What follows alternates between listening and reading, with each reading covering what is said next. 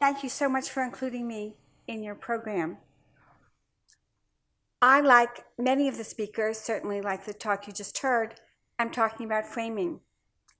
But I'm talking about it in the context of just one experiment or one set of experiments, all motivated to interpret the first experiment in one place, North India.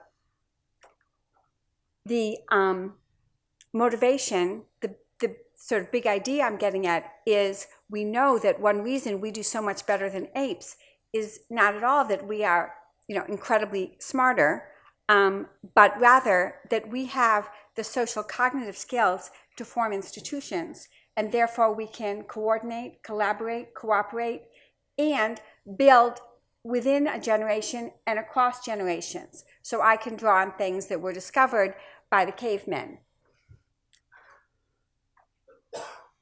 The role of institutions in explaining development has been emphasized ever since economics began. But how do we get institutions?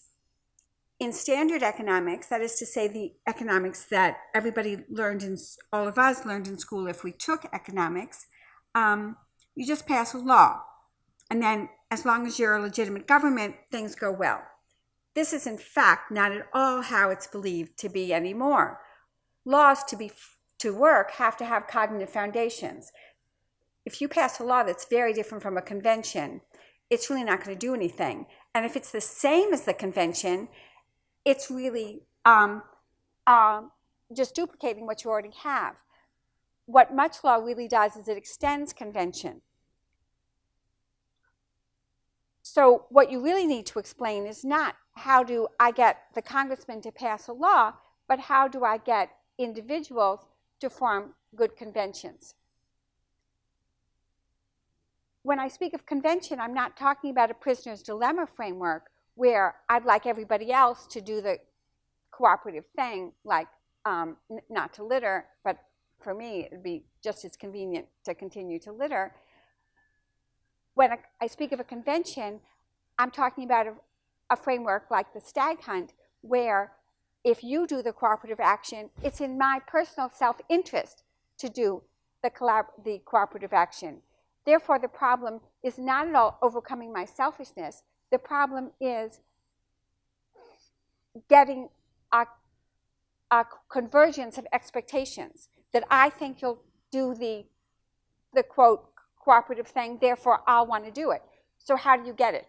The standard view, very plausible, is that information's the only problem. I just have to know what you're going to do. You have to know what I'm going to do. It all has to be common knowledge. And then, as long as it's the cooperative thing we think each of us is going to do, everything is going to be great. And we've heard in these last 2 days about societies which do just great, even though they don't have leaders, they don't have anybody except maybe a few very talented individuals who give away a lot of wealth and who articulate nice principles very well. The standard view is, again, information is the only problem. And in point of fact, all the experiments that have been done on the stag hunt, admittedly with US college students, have borne that out. As long as you made the information problem small enough, namely by having a fixed pair who repeats over and over, incredibly quickly they form the Pareto dominant, that is to say, the efficient convention. And that's been done in a number of studies. I mentioned 3 of them there. One of the studies, the most recent one, says, quote, fixed pairs of individuals are almost always assured to quickly coordinate on the efficient equilibrium. I've worked for many years in North India. North India has villages that are famous for being, stuck in time. They don't seem to be able to cooperate or collaborate on anything. A teacher cannot show up for 10 years and nobody seems to take action. I could enjoy very dry dirt paths if I had a little canal that I dug for my wastewater to enter, and my neighbors had a little canal that they dug for their wastewater. But there's no reason for me to dig such a canal if my neighbors don't.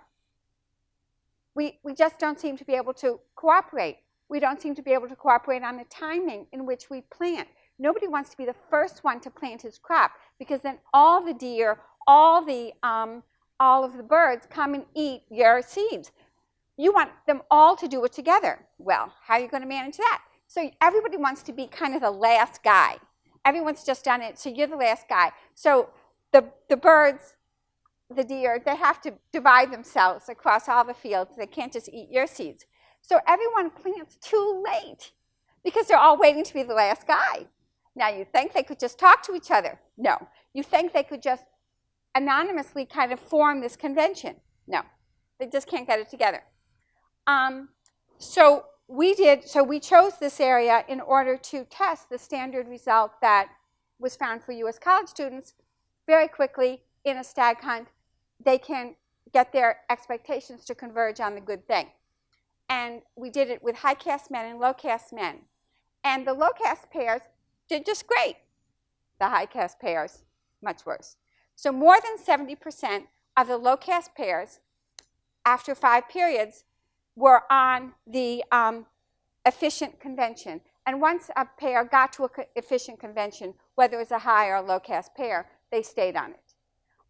So after 5 periods, the low caste guys, 73% were on it, but only 32% of the high caste pairs. And the high caste guys, they're supposed to be so smart, so clever. What is the problem? So as I said, our cross-cultural findings violate this.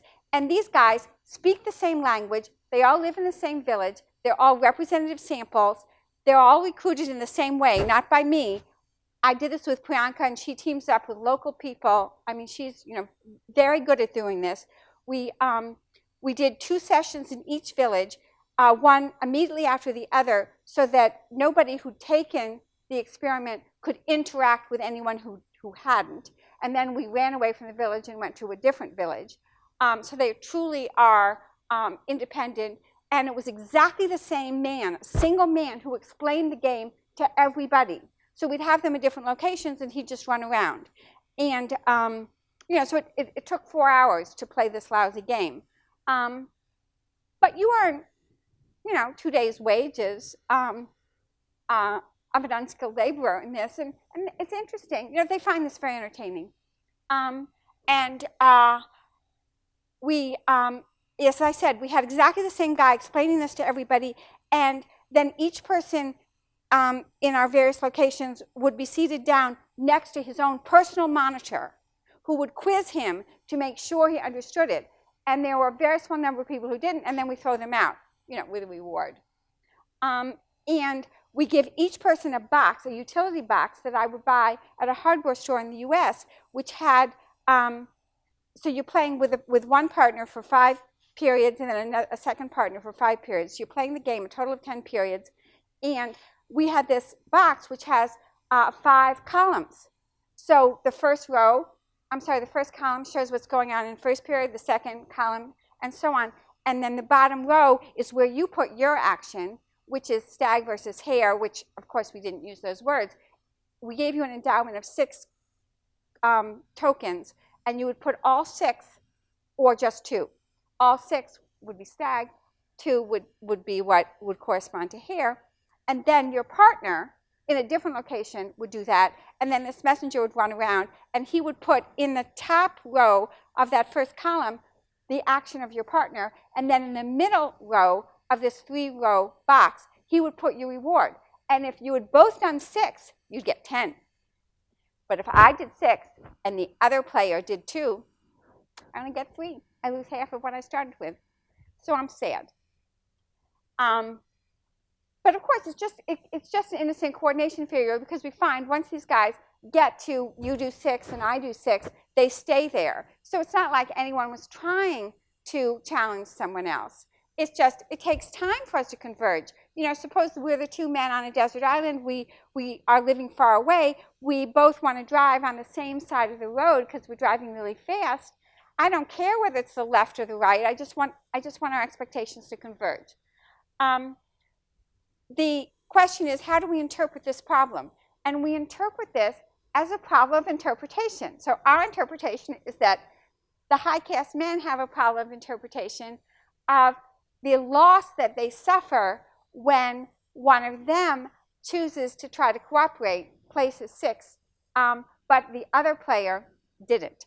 Then he misinterprets that not as an innocent coordination failure, but as a challenge to his status. After all, he's a high caste guy, and historically, these high caste guys in North India, they had all the wealth, and they had hordes of people coming from the north, and they needed to protect their dispersed assets, so they developed a very strong culture of honor, which to this day, though they don't need it, they still have, because unless you maintain your honor, it's hard to marry off your kid. You just become lower status.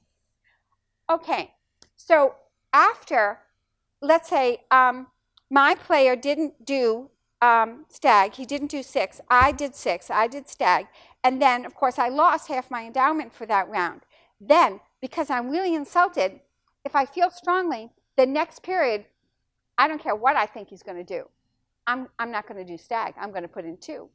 And then probably he's going to be insulted. And then so we'll go back and forth insulting each other, and then pretty soon we'll give up, and we'll just coordinate on the low payoff option, where instead of raising our payoff each period from 6 to 10, we raise it from 6 to 7.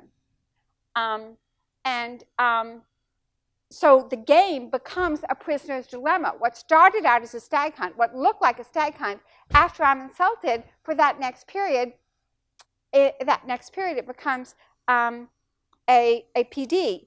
And then it goes back to being a stag hunt, but it's already a little bit damaged because, see, the problem is information. I need our expectations to converge that we're each going to do the good thing, but I did exactly the non-cooperative thing in order to punish you. So there's a real trade-off between my expressing my anger to being challenged and my getting you to believe I'm going to do the right thing, like drive on the right.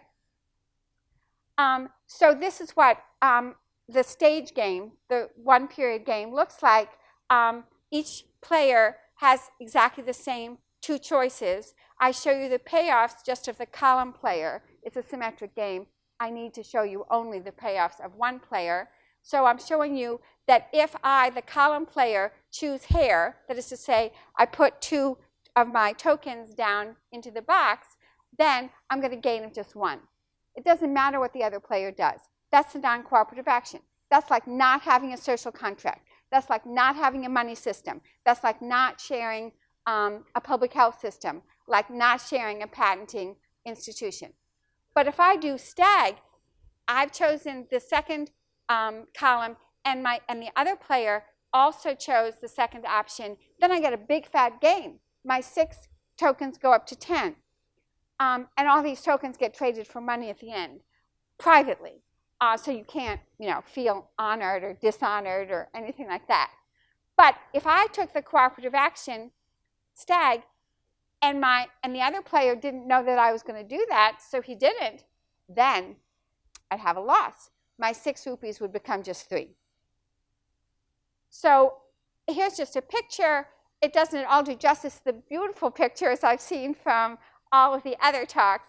But anyway, I have one picture. It's just to illustrate that a stag hunt is a lot harder than a rabbit hunt because the stag is big and fierce and has big horns. So you really do need cooperation.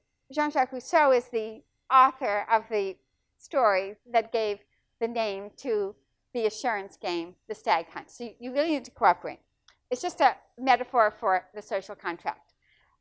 And I've already told you this, you gain 1, or if there's miscoordination, you lose 6.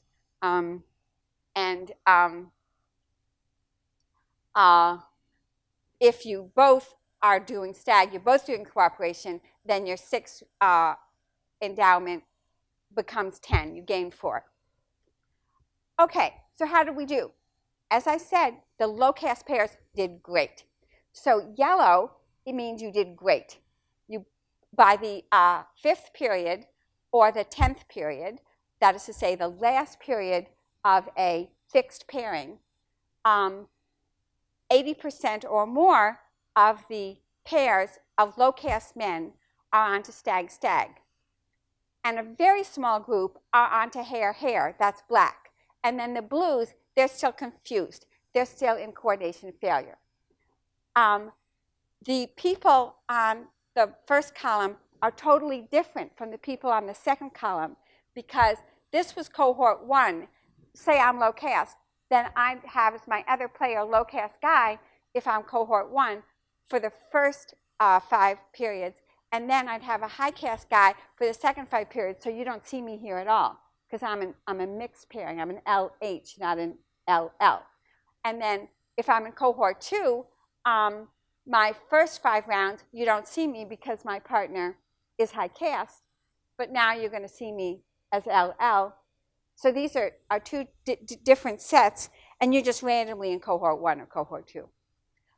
Does anyone else do well? Not the high caste. So what's wrong with them? They're supposed to be so smart.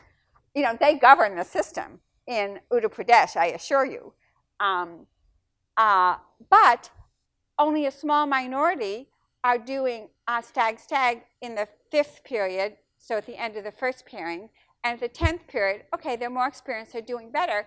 But look, they seem still to be doing a lot of converging on the inferior non-social contract colored black outcome. The low highs are in between, and I won't take time to talk about them.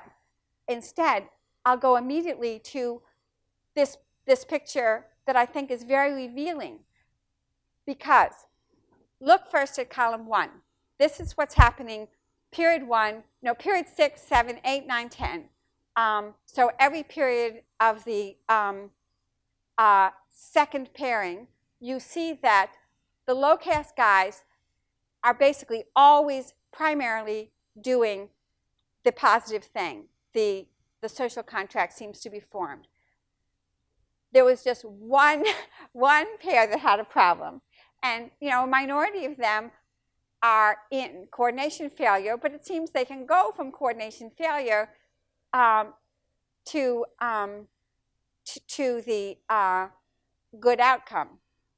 In contrast, the high caste men have not a single hair outcome. So none of them is at the bad equilibrium in the 6th period, the first period of their second pairing. But they seem to go from coordination failure to let's give up. You know, because I retaliate, you retaliate, and it's impossible or much harder to get to form the for the expectations to converge on the good outcome. So we regress play stag conditional on play in the preceding period in order to better understand just the kind of picture I showed you. And what you see here is that you know, we controlled for everything we could, like land and house that's mud or not house, and whether you have an education, and whether the first partner you had was a good guy.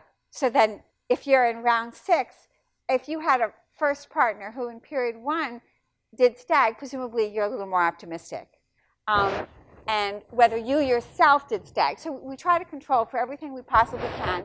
And where we see real action is the history. If in the preceding period I played stag, I tried to cooperate, but the other player did not, then I'm 41 percentage points less likely to try stag in the next period compared to the low caste. And I have this in a lot of different ways, but I'm not going to take the time to show you. I take, for example, just the people who live in mud houses, because maybe the high caste guys, being basically richer, can afford the luxury of punishing another partner.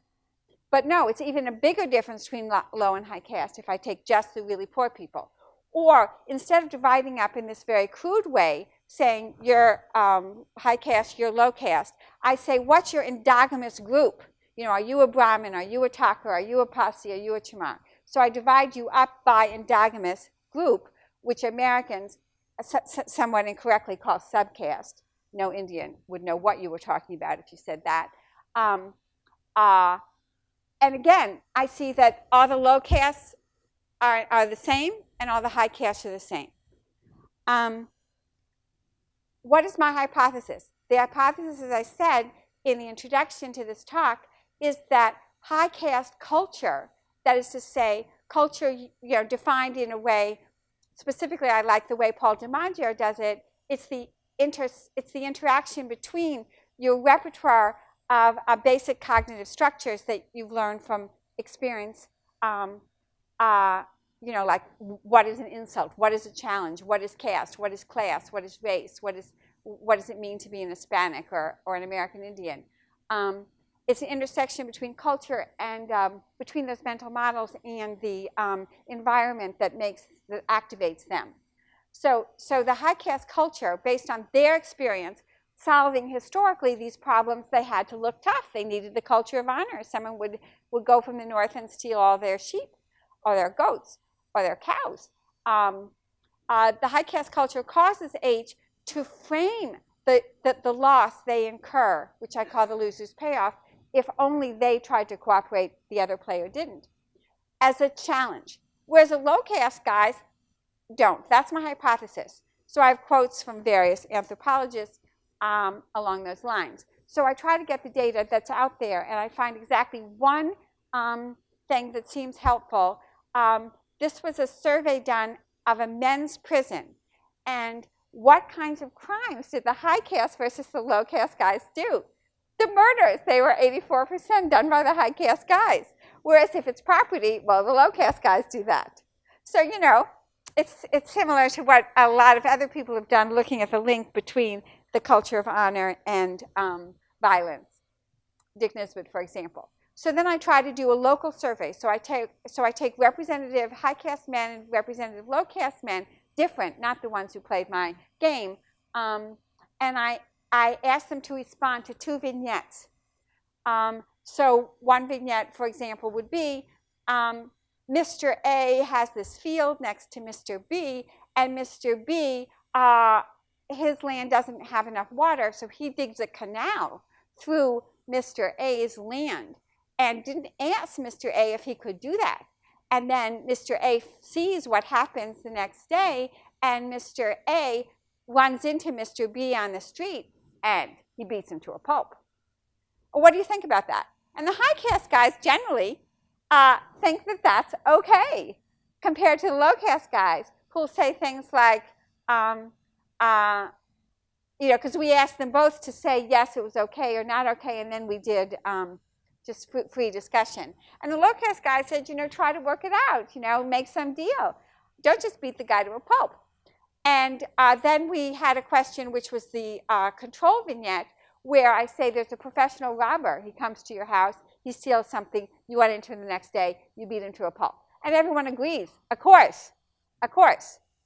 And then what we did was we looked at the difference in difference. So everybody answered 2 vignettes. The second of the 2 vignettes they answered was about the intercaste marriage. So my daughter's, pretty great in terms of caste. And your son is not quite as great in terms of caste. And your son marries my daughter. I meet you, I beat you to a pulp. And that's honor, because endogamy is like the .1. And England has a special office in the police force to deal with honor killings by the Sikhs. So, this is not history. This is today. A certain way of framing things. So we did a difference in difference regression where the dependent variable is the difference between how manned you were with respect to the question about intercaste marriage compared to how manned you were with respect to something like property. Somebody digs a canal through my land and didn't ask me. And there's a 21 percentage point difference. The high caste, they're not just more interested in status, they're more interested in honor. So let's return to the question. After getting the loser's payoff, why does the behavior of the high and low caste men diverge? And obviously, my answer has been that it's a framing problem. H interpret the loser's payoff as a slight that warrants punishment. And in the paper, I did a follow-up experiment with representative high and low caste people with a trust game to see if, well, maybe the high caste guys just are a lot less trusting. And they aren't. And then I did a psychological test that some psychologists told me about, of self-efficacy. You know, maybe they feel the same, but the low caste guys, they just don't have it in them to act on it. You know, they want to punish, but they just can't get it together. But we didn't find, based on the tests we use, that they have lower self-efficacy. So based on what we have, we interpret the loser's payoff as a slight that warrants punishment. It's a framing problem. And so then we built a little model, because we're economists and that's what economists do. And the standard, you know, standard economics is really, as you put it, it's utility functions and beliefs. So we posited that your utility function was, I want to get the most money possible, except if I'm insulted. And then my utility is, I want to get the most money possible, but I want you to get less money. I'm sad if you get money. And I count any rupees to you as costing me sigma rupees. And so sigma, if I'm completely self-interested, is 0. But if I really hate you, it could be even -1. So we do a model of learning, which is called fictitious play. It's just called fictitious because you assume that the guy in the future is going to do exactly what he did on average in the past. So it's kind of a boundedly rational model of learning, but it's a very standard model of learning in economics. And we posit that for one period, not forever, you're not mad forever. You're only mad next period. And then you could be mad 0.3 or 0.6. And what do we get? I'll skip that, and I'll just show you what you get. So suppose it's 0, 0. You don't get mad at all. Then in this model, equilibrium is where you get an intersection, which means to say, so first let me say each graph. So each graph is, what's the probability I will play stag, given that I believe with a given probability you will play stag. So I'll play stag 0 if I think you'll play stag 0. You know, I'm trying to converge on exactly what you're doing. And if I think for sure you'll play stag, then almost for sure I'll play stag. This is a model that has some noise, so nothing is quite 100%. And the higher I think, the more likely it is I think the other player will do stag, the more likely I will do stag. And he's the same. And the equilibrium, there are 3 equilibria where these 2 curves intersect. Equilibrium is just, I'm acting based on my belief of what you're going to do, and your beliefs match my beliefs. So none of us is ever surprised. So the equilibrium that's stable is either close to 0, 0 or close to 1, 1. The equilibrium in the middle isn't stable. Non-stable just means if there's a little shift, then you go to the extreme. Okay, so you can get to virtually 1, 1, which is in fact what you see in the work I quoted before by Weber and Camera and others. You can go to 1, 1. If you're a normal guy, you don't get insulted. But what if you do? This is if you guess, if you're sigma, if a dollar for you makes me sad like losing 30 cents. No good equilibrium. It's gone. Okay, so it's even worse if it's 0.6. So you can see, I can easily explain through the framing explanation why these guys couldn't get it together. And so this is just a story how you have a limited space in which sigma can be in order to get it together. And then, and I'm virtually done, I want to say this is really a general problem, and there are general solutions. So again, the culture of honor has nothing to do with status. The culture of honor, or the concern with status, simply has to do with your having been, either having been historically or being now in an environment where you need to look tough in order to deter predation or something else. And in the United States, the main people who have the culture of honor are ghetto boys. And you read it in the newspaper. And you know, they do have the culture of honor, and they need it because they live, if they live in a lawless ghetto. But the problem is they learn one routine, and then they apply it everywhere. They go to school, the teacher says, please, let's start class, everyone sit down. And they get mad because they think you slighted them. And they're quickly suspended.